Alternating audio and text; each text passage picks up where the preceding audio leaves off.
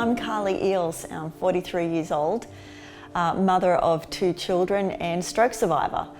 And I stroked when I was 40, which was a terrible fright because I did not realise that I was stroking, nor was I aware that stroke was so prevalent in younger age groups.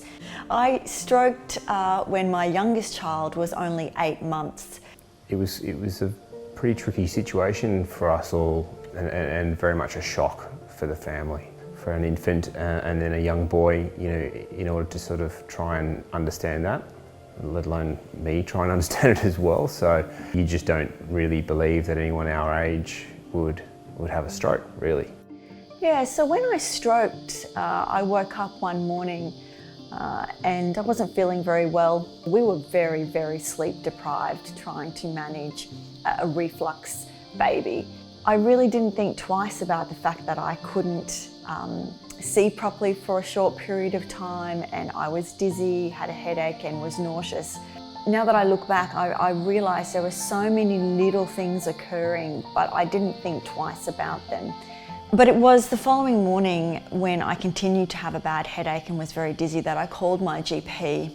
She said to me, if it's still continuing this afternoon, I think you should pop into the emergency room just to be sure that there's nothing more serious going on. I had a CT, which ended up being a contrast CT, which is where the dye is injected to get a better view of the brain, and it did show some abnormalities. Over the next couple of days, I began to experience more serious symptoms, but interestingly, my family who were around me at the time still weren't aware that these were signs of stroke. So I had what is called a cryptogenic stroke, which is a stroke of unknown origin. And that's a very hard diagnosis to live with because it doesn't give conclusion, it doesn't give an answer, and you live with a lot of fear that a stroke might occur again. Within a couple of days of being at home, I couldn't talk properly. My short-term memory was terrible. The dizziness and sensory overload was just unbelievable. I had to lie still in bed. I couldn't have any lights. I couldn't have any sound. When things were very hard and fatigue was at its worst point, and I pushed myself too hard, we all suffered because I couldn't cope. I remember being told the most important thing I need to do at this point is rest. It's very hard to do with 2 small children in the house who don't fully understand what's going on, but also their behaviour had shifted, and it was in response to the distress and stress that was put on us. It doesn't happen as often now, but every so often he might just blurt out with, "Mummy, will you have a stroke again?"